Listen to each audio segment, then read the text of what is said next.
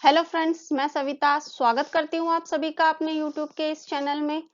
आज की वीडियो में मैं आपके लिए लेकर आई हूँ चैप्टर 6 पार्ट 6। तो चलिए स्टार्ट करते हैं। भाषा और संपर्क। ये सूफी जो भारत में आए थे, इस्लाम धर्म जब भारत में आ गया था तो उसके आने के बाद सूफियों ने लोगों के जो आचार व्यवहार थे, बहुत सारी चीजें ऐसी थी जिनको अपनाया, क्योंकि उन्हें पता था कि ज्यादातर जनता जो है हिंदू है। अगर हम उनकी चीजों को अपनाएंगे नहीं तो शायद लोग हमें स्वीकार नहीं करेंगे। एक तो उनका सिंपल साधारण लाइफस्टाइल जो है वो लोगों को काफी आकर्षित किया, और उन्होंने अपने जितने भी मैसेज दिए थे वो सारे के सारे लोगों की रीजनल लैंग्वेजेस में थे, जिसकी वजह से लोग उनके मैसेज को बहुत आसानी से समझ पाए और उनके साथ कनेक्ट कर पाए अपने आप को। इसके अलावा बाबा फरीद की जो रचनाएं हैं वो भी गुरु ग्रंथ साहिब में शामिल हैं, रीजनल लैंग्वेजेस में ही। मलिक मोहम्मद जैसी ने भी स्थानीय भाषा में ही पद्मावत की रचना करी, जो पद्मिनी और चित्तौड़ के राजा रत्न सेन के लव स्टोरी पर बेस्ड है। मसनवी मसनवी जो है वो लंबी कविताएं हैं। कर्नाटक में भी सूफियों ने भक्ति परंपराओं से प्रेरित होकर, मतलब सूफियों ने भारत के जो संत थे, भक्ति ट्रेडिशन के लोगों से भी काफी इम्प्रेस हुए और उनकी लैंग्वेजेस जो थी उनको एक्सेप्ट किया, और बहुत सारी जो अपनी कविताएं थी, दक्कनी, लोरीनामा, सादीनामा आदि की रचना लोगों की आम बोलचाल की भाषा में, रीजनल लैंग्वेजेस में की। जिस तरीके से सूफी और राज्य, जिस तरीके से संतों ने भी राज्य के साथ में दूरी बनाए रखी और लोगों में अपने अच्छी सोच, अच्छे विचारों को फैलाया, उसी तरीके से सूफियों का भी जीवन जो है वो पूरी तरीके से सादा था। बहुत सिंपल लाइफ इनकी थी। सत्ता से हमेशा दूरी बनाए रखते थे। इनका राजा के साथ में लेना देना बहुत कम होता था। अगर राजा ने कोई डोनेशन दिया है बिना मांगे तो ये एक्सेप्ट करते थे, अदरवाइज वो डोनेशन वगैरह मांगते नहीं थे राजा से। इसके अलावा शासकों ने खानकाओं को कर मुक्त कर दिया था, मतलब खानका पर किसी तरीके का टैक्स नहीं लगाया था, टैक्स फ्री कर दी गई थी। और चिश्ती लोगों का जो चिश्ती सूफी थे, उनका ये विश्वास था कि जिंदगी को साधारण और सिंपल तरीके से जीना चाहिए, और जो जरूरत की चीजें हैं सिर्फ पैसा उन्हीं के ऊपर खर्च करना चाहिए। तो इसलिए इन्होंने पैसे को इकट्ठा नहीं किया। जो भी जरूरत की चीजें होती थी, समा वगैरह, जो भी महफिल ये लोग भगवान की भक्ति में लीन होने के लिए करते थे, सारा का सारा पैसा जो है ये उनके ऊपर खर्च करते थे, अपने लिए बचाकर नहीं रखते थे। इसके अलावा सूफियों का जो बहुत सिंपल लाइफ है, इनका व्यक्तित्व, लोगों को धर्म के प्रति इनकी निष्ठा जो है, ईमानदारी जो है, इनके पर्सनालिटी ने लोगों को बहुत ज्यादा प्रभावित किया, जिसकी वजह से भी लोग इनके पास आने लगे। शासक जो हैं वो सूफियों का समर्थन पाने का पूरी तरीके से प्रयास करते थे, क्योंकि सूफी जो हैं वो आम लोगों में बहुत ज्यादा पॉपुलर हो चुके थे और लोग उनके पास हर तरीके की इच्छा, मतलब कोई भी विश मांगने के लिए या किसी भी तरीके का एडवाइस लेने के लिए सूफियों के पास आने लगे थे। तो शासक कहीं ना कहीं लोगों के साथ में उनका समर्थन पाने के लिए सूफियों के साथ में कांटेक्ट बनाते थे, ताकि लोगों का समर्थन उन्हें मिल सके सूफियों के थ्रू। इसके अलावा शासक जो हैं वो सूफियों की दरगाह के पास में ही, जब सूफी की डेथ हो जाती थी तो उनकी दरगाह बना दी जाती थी, जो कि बहुत पवित्र मानी जाती है। लोग उनकी दरगाह दरगाह पर जियारत करने के लिए आते थे।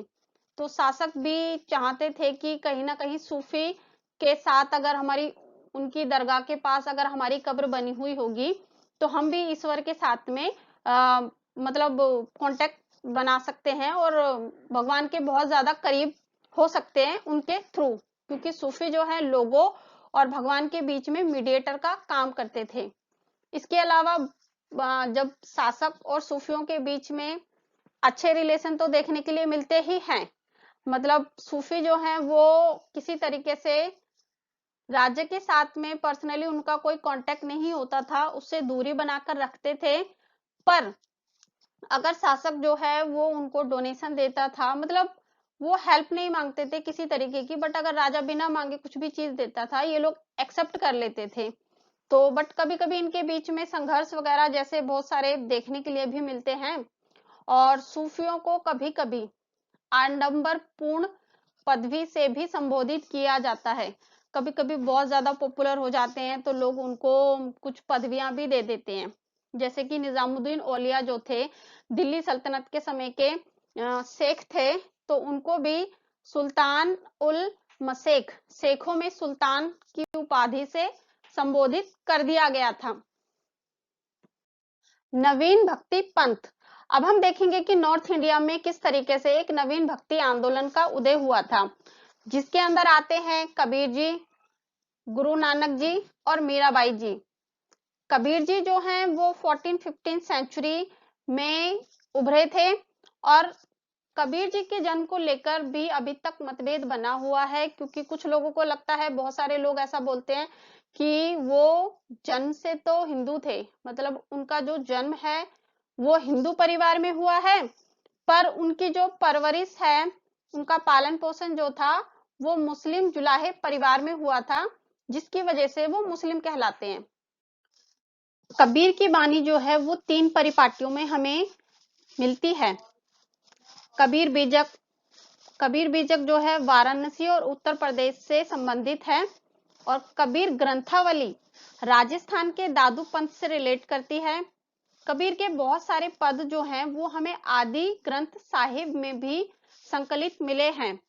इस चीज को लेकर थोड़ा सा अभी हिस्टोरियंस के बीच में कंफ्यूजन है कि कबीर की बहुत सारी रचनाएं उन्होंने खुद लिखी हैं या उनके मरने के बाद उनके अनुयायियों ने लिखी हैं, क्योंकि उनकी बहुत सारी जो रचनाएं हैं वो उनके मरने के काफी समय के बाद में लिखी गई थी, संरक्षित की गई थी। कबीर की रचनाएं जो हैं वो बहुत सारी भाषाओं और बोलियों में मिलती हैं, ताकि सभी लोग, सारे लोग आसानी से इसको समझ सकें, और सभी आम बोलचाल की भाषा, क्योंकि लोगों के साथ में कनेक्ट करना इजी हो जाता है इसके थ्रू। कबीर की कुछ रचनाएं जो हैं उलट बासी के रूप में भी हमें मिलती है, जिसमें डेली लाइफ के जो भी वर्ड्स हैं उनको उलट दिए जाते हैं, जिसकी वजह से उनके अर्थ जो हैं वो भी उलट जाते हैं। कबीर ने सच को, परम सत्य जो है उसको बताने के लिए अलग अलग परिपाटियों का सहारा लिया है कि किस तरीके से वो लोगों को परम सत्य का ज्ञान करा सकते हैं, जिसके लिए उन्होंने हर तरीके की परिपाटियों का सहारा लिया है। कबीर की जीवनी के बाद ही, जैसे कि मैंने अभी आपको बताया, उनके मरने के काफी समय के बाद ही उनकी बहुत सारी जो रचनाएं हैं वो संकलित की गई थी। आगे बढ़ते हैं। कबीर की एजुकेशन। कबीर की एजुकेशन की बात करें तो वो एक ईश्वरवाद में बिलीव करते थे कि ईश्वर एक है और उसका कोई आकार नहीं है, वो निराकार है। मूर्ति पूजा। कबीर जी ने मूर्ति पूजा का खंडन किया है। वो निराकार ईश्वर में बिलीव करते थे और मूर्तियों के रूप में ईश्वर की पूजा करने के फेवर में नहीं थे। समाज में जाति प्रथा का जो चल रही थी, ब्राह्मणों द्वारा जो भी डिवीजन कर दिया गया था, तो उसका कबीर जी ने विरोध किया है और सबको इक्वल माना है। हर इंसान के टैलेंट के अकॉर्डिंग उसको काम मिलना चाहिए और उसको समान इज्जत मिलनी चाहिए, उसको रिस्पेक्ट मिलनी चाहिए। इस चीज के ऊपर कबीर जी ने बल दिया है। और आदर्श चरित्र पर बल। लोगों का जो चरित्र है वो आदर्श होना चाहिए, ईमानदार होना चाहिए, लोगों को एक दूसरे के प्रति रिस्पेक्ट रखनी चाहिए। तो अच्छे चरित्र और उच्च चरित्र के ऊपर इन्होंने काफी जोर दिया है। हिंदू मुस्लिम एकता के ऊपर भी इन्होंने काफी बल दिया है कि सभी लोगों को मिलजुल कर रहना चाहिए और धर्म को लेकर किसी तरीके के लड़ाई झगड़े नहीं करने चाहिए। तो हिंदू मुस्लिम एकता के ऊपर इन्होंने काफी बल दिया है। आज की वीडियो यहीं खत्म होती है। अच्छी लगे तो लाइक कीजिए, सब्सक्राइब कीजिए, कमेंट भी कीजिए। सब्सक्राइब करने के बाद आपको एक बेल आइकन का बटन दिखेगा, उसको दबाइए ताकि मेरी लेटेस्ट आने वाली वीडियो के बारे में आपको नोटिफिकेशन मिल जाए। Thank you.